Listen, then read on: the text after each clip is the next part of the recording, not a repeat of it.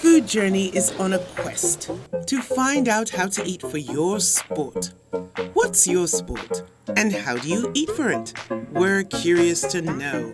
We've chosen a few, starting with eating for yoga with Bolanle Olatunji, a versatile wellness and nutritional guru, really. She embodies her craft all right, and she's going to teach us how to eat uber healthy and show us a few yoga moves too. Ready? Let's go. Hello and welcome to Food Journey. Thank you for having me. I'd love you to introduce yourself to all of us. Okay, great. My name is Bolanile Olatunji. I'm a certified health and nutrition coach, a certified yoga instructor, a culinary artist, and I run two brands. One is a vegan community called Vegan in Nigeria, and the second is a plant-based wellness brand called Thrive Alkaline. That is a lot of things to be. And you're obviously very young. Tell us, how old are you? I am 35. Oh my I goodness. forget, actually. You have I forget. you have a very young face. Yeah, it's my lifestyle. That's fantastic. Look at that. Exactly. And I'm so glad that you're with us today because we are discussing food and sport. And you have a particular way that you eat and you have a particular sport that you do. And we're very interested to find out how both combine. Okay? I'm an alkaline vegan, and I practice yoga, And you mentioned sport. I don't even take it as sport because it's just part of, what I do to feel good. Now you choose to eat in a specific way, alkaline eating.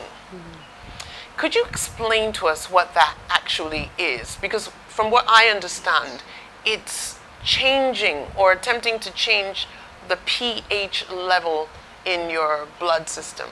Maybe you could clarify. Definitely. So I follow the Dr. Sebi regimen, which is what he coins as the African biomineral balance, and this looks at the alkalinity in terms of the foods you consume and the impact that it has on your lifestyle. So that refers to the pH scale, and from 0 to 14, 7 is neutral. It's neither harmful or helpful. It's neither acidic nor alkaline. Anything below 7 is acidic. Anything above 7 is alkaline. Acid is unfavorable. That's what you're kind of telling us. And more alkaline is favorable. Definitely. So acid and acidic foods, more importantly, creates an environment that grows and breeds disease. And alkaline foods and alkalinity itself helps to reverse disease and helps to promote wellness and balance in the body. Now, a lot of doctors say that it is not possible for you to change the acidity in the body, and that it's predetermined. So I'm wondering, a lot of doctors are not for your regimen. What do you have to say about that? I would say that science is ever changing, that, it depends on who you speak with. For example, Dr. Otto Warburg, German psychologist and medical doctor, he actually won the Nobel Prize in 1931 for his cancer discovery. He found that no disease, including cancer, can live or exist in an alkaline environment. And that is a doctor who would actually support what I'm saying. Yes, that's very interesting because you find with things like coffee, things like tea, things like red meat, so people say, oh, it's good for you, oh, don't have it, don't ever have it, have it in moderation. So I guess it's a matter of choice, really. Definitely. So you've been practicing this for quite some time, and I know that it has its benefits for you. But do you feel that as human beings, as we start from infancy and grow to be old, that we need to determine how we are going to eat and how we're going to change the way we eat through our ages? Or are we supposed to kind of adhere to one style as a lifelong regimen? What do you think? Well, I feel that obviously we have a saying in Nigeria and Africa that prevention is better than cure. Yes. So I feel like having building blocks and having good dietary regimen early on is easier because you develop those habits, and it's a lot harder to change as you get older. But definitely as the body ages, its tolerance level changes. So there's things that you consume when you're younger that as you age and get older, you just cannot tolerate. You will notice those, you have those sensitivities in the body. And it's very important to be connected within the body and realize this and make those necessary changes. Very, very Definitely. interesting. I like that because I found myself personally that as I've gotten older, my body can't tolerate certain foods. And I was always wondering, is it that I just don't like them anymore? Or is it that my body's telling me that, no, you don't really need this. Your body can function without that. Exactly. One of them being red meat. I just found myself constantly really full and Yeah. never feeling that sort of comfortable emptiness, if Exactly. there's such a word. And when I started playing around with it and removing certain things from time to time, I realized that this red meat thing really compounded certain issues of digestions, which we will go forward and talk Definitely. about. Not just red meat, but also dairy. Dairy's a huge one. Like when you're younger, you can consume a lot of dairy. You may not necessarily have those reactions, but as you get older, you'll notice you have those sensitivities, and people say, "Oh, I'm lactose intolerant," whereas the body, it may not have been able to really process those things when they're younger, but you saw less side effects. Tell me, you're very slim. Does this have anything to do with the way you eat, or have you always been like that? And does the way you eat, your particular method, impact weight and weight loss, which is a great, huge question a lot of us have? Well, my genetic disposition is a slimmer body and frame. That naturally, genetically, that's how I've been since I was young. But definitely, I have seen changes since adopting this lifestyle, since even going plant-based, just a regular plant-based and abstaining from animal products. I've noticed that, inflammation has gone down, swelling of the face and different things like that, that puffiness, those sort of things changing. So definitely if someone who may not have the genetic disposition as me, if they are naturally have a bigger body frame, they can also still adopt this lifestyle and see benefits, see that they can, reduce their weight and weight management and different things like that.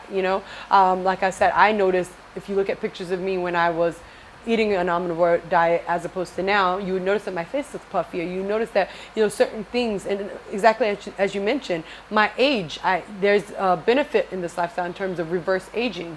And I noticed that, if you look People at think pictures you're a lot younger than you are. Many people will not believe the age that I am Exactly. because I've reversed age. I looked in pictures when I was younger, I looked slightly older than I do now, and now I'm reaping those benefits just based on my lifestyle and what I consume. That's wonderful. And you also look very happy in that as well. So tell me, for people who just don't know, what is an example of an alkaline ingredient as opposed to an acidic one? So alkaline foods, I would stick with some that you can readily find in the open market. You have tomatoes, you have onions, you have green pepper, you have tatache, you have the atarodo, habanero pepper, you have also okra, you have some of the leafy greens like the tete. You can find also in fruits, you have watermelon, you have oranges, you have apples, you have plums, you have grapes with seeds. You have also pawpaw, bananas, so many options and things that you can consume. The limes, coconuts, the young coconuts we get on the beaches here with the coconut water and that's green. All of these things are alkaline and very good for the body. That's fantastic. So it seems like, we've got so much choice from things that are just readily available. Now, on the other hand, because I would have thought that a tomato and an onion were more acid kind of things, but I'm surprised to find out that they aren't. So what is an example of an acidic food? So some of those acid-forming foods, as I will remind you, I'm following the Dr. Sebi method. Some of those acidic foods that we want to avoid would be things like pineapples, grapefruit, potatoes, rice, except for wild rice, which wild rice is a black rice, which you don't readily find in Nigeria. But wild rice, white rice and the rice we have, potatoes, yams, except for wild yam. Also, a lot of the starches, plantain. All these things are causing a lot of issues. Of course, meats, all of the meats and sea and land animals. all of these things are very acid forming. This is shocking to me. It's all acid forming. Because some of the things that you've mentioned are our staples. When you talk about yam, you talk about white rice. You know, some of these things they're cheaper, they're affordable, and they feed the masses. Yeah. So somebody who, you know, has to manage on what we can find, especially those starches you're talking about, Definitely. may not be able to fully adhere to this kind of eating regime. It would be Maybe. challenging. Yeah. I wouldn't say they wouldn't be able to, because we have an abundance of fruits and veggies and fresh Right. things that we are fortunate to have here. So the thing is, we would have to alter what we eat in some ways. We would have to substitute some of the things we eat as well. Yeah. You know, we mentioned white rice being a huge staple, but in Nigeria we grow fonio, acha fonio, which is a Yes. superfood in its right, and it's very alkaline and very good for the body. You know, if we can work on basically logistics, we can have it here in the South readily available, and it can substitute white rice. Right. What about things like ofada rice? Because that's a really big thing now. Do people actually, could somebody have that on an alkaline diet? No, ofada rice still has the starch in Right. it, but it is better than the white rice. So if Good. someone is transitioning, which is what I recommend, you don't have to just stop everything today. You can work with what you have around you and make better life choices. So Good. ofada would be better than the white rice. Right. So, second question about this type of eating. When I eat, I want to be full. Somebody will ask, you know, how can I be full on leaves and fruit and seeds and things like that? A grown man who needs maybe 2,500 to 3,000 calories a day doing heavy work or whatever, how are they going to be full on this type of eating regime? The level of what I eat is less or different than what I used to eat in the past. But I get you. I get very full very easily I get you. based on what I eat, but it's because my body has Yes. adjusted to it. Your Yes. stomach will shrink and different things will take place. Yeah. For example, I saw you eat a salad yesterday, and I mean, that was a massive salad. And I thought, how's this little body going to consume all that? But it is really what you say. It's about being able to eat large quantities of good Yes, stuff that definitely. you know you don't feel guilty of eating so much of that nice stuff, but I'm going to pay for it later. Exactly. Next question, and it's a big one that I know people are interested to find out about. Digestion. This is one of the most important functions for the body, to be able to use the food that you put in, quality food, to the best benefits of the body. I think one thing people don't understand is that you're actually supposed to be eliminating food that you eat more than once a day. Definitely. Some people have such difficulty going that they don't even go, they go once every 3 days, 4 days, which is shocking to me. Tell me your whole experience with digestion and how important it is for us. It's very, very important. I've worked with clients who have said that they only have one bowel movement in a week, or they'll have one bowel movement every 2 to 3 days. And these things are very alarming. This is the simplest way for you to measure your health and your health status based on your bowel movement. Because if you think about it, as you're consuming food, it's supposed to be a cycle. As food is coming out, food should be coming, as it is coming in, it should be also coming out. You know, it should be this cycle of in and out, in and out. So in as much as how many times you consume food in a day, you should also be having waste in a day. So if you eat 2 to 3 times in a day, you should be having waste and having bowel movements 2 to 3 times at least in a day. Yes. Now, when we think about our intestinal system, here we are as human beings. I'm 6 feet tall, but I understand that our intestines can span twice my height and a bit. So we're talking about almost 15 feet of intestine in your body. Now, you got a tiny little body. So for me to even look at you and imagine that amount of intestines, I think we need to show people graphically just how much that means. Yeah, I agree. I agree. You have about 15 feet of intestines wrapped up in your body, and this fills most of your midriff. That's as long as 2.5 of me.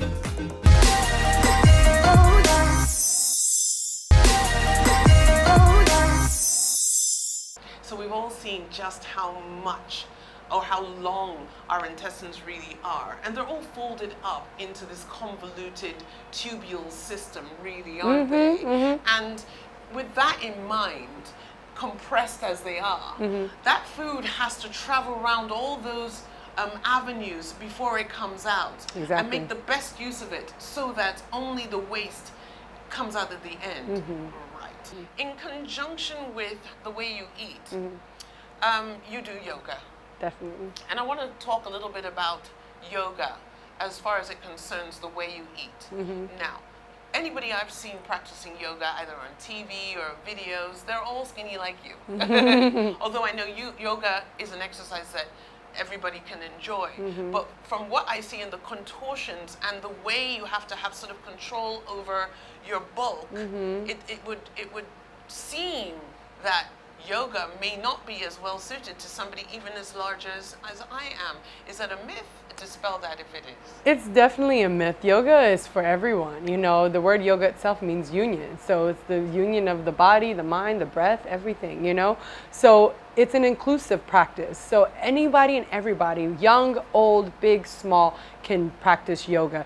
What matters most is the level at which you are experienced. So if you're a beginner, then you will start out with some of the beginner asanas or postures. Right. If you are more advanced, then you can be able to do more regardless of your size.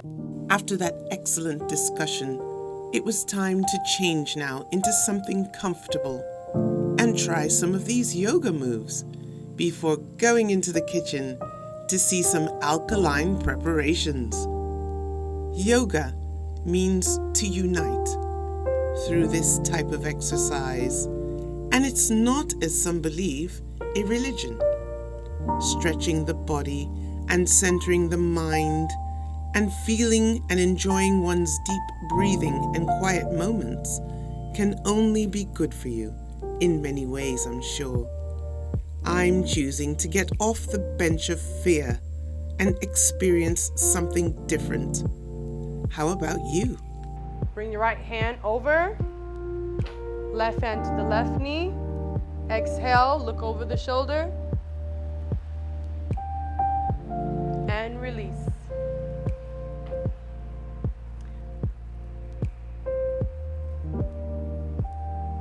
Namaste.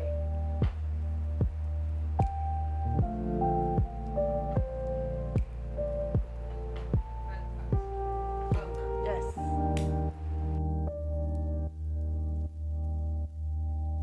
Hello and welcome to the kitchen. I had such a great time talking to Bolanle, and I learned so much about nutrition the alkaline way and some yoga too. That was a little difficult for me for the first go round, but I'm sure if I practice, I'll get much better at it. But as an added treat, we couldn't leave you without coming into the kitchen and making something nice and different. In this case, it's going to be raw cooking. Yes, raw cooking. We shall not be using a stove today. Everything is going to be from the ground, nice and fresh, into our mouths. So we've got two things to show you, two quick and easy things. Bolanle is going to start off and we're going to kind of tag team it. She's going to have the first dish for you and I'm going to do the last. Here's the menu.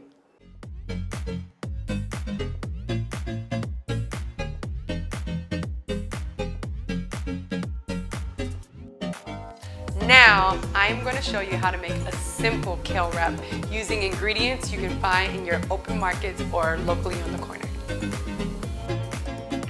I love the accessibility of product here and ease of preparation. I believe the thing which has been most revealing for me is the fact that it seems to take far less effort physically and mentally to eat with abandon or fast convenience, and more effort mentally to eat with healthy consciousness. Another observation is that food which comes in its God-provided, ready-to-eat state, and in this case, its most raw form, means there's no need to cook, which is less time-consuming. Eating food in its purest form and allowing your body to fully benefit as far as taste, pleasure, and using food as medicine is inspiring me, honestly, to make simple, subtle changes, even if it means incorporating this eating method for a few days in my week. There can be nothing harmful about that, certainly. Our bodies are temples and custodians of our spirit. We should treat them as such, don't you think? Now it's my turn for a too easy zucchini salad. Right, it's my turn now. That was absolutely amazing looking. And let's move on. Some zucchini here, making a simple zucchini with a pesto made out of tahini. Fancy that. So we're trying to make strips here, and I'm just gonna cut this in half. Let's put that there and that. And then I'm making slices, thin, long slices. They're about 1 millimeter thin. So just take your time. Take your time.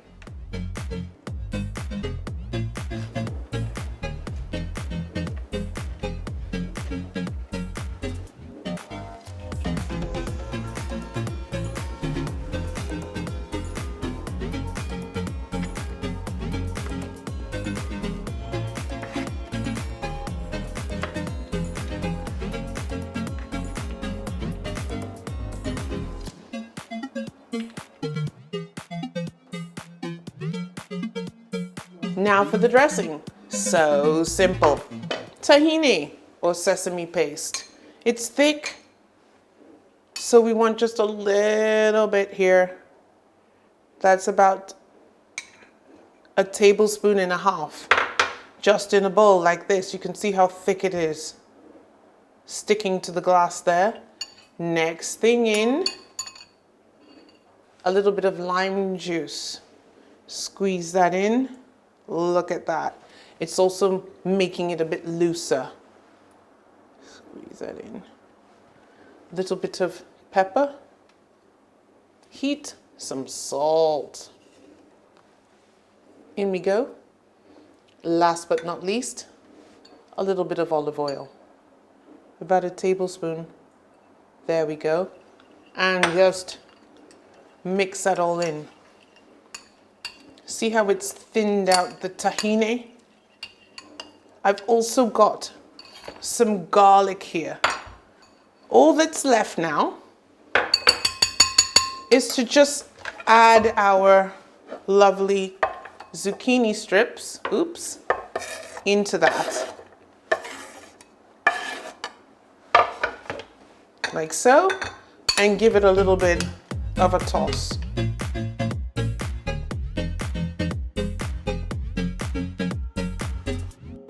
And here is the beautiful result.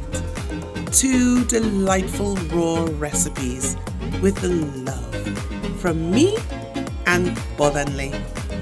Enjoy!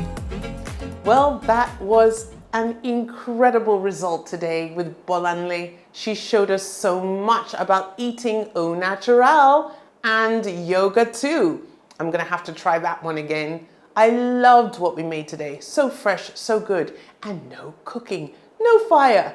Instant, healthy food. Well done to her, and well done to us. And we'll see you next time on Food Journey. Bye-bye.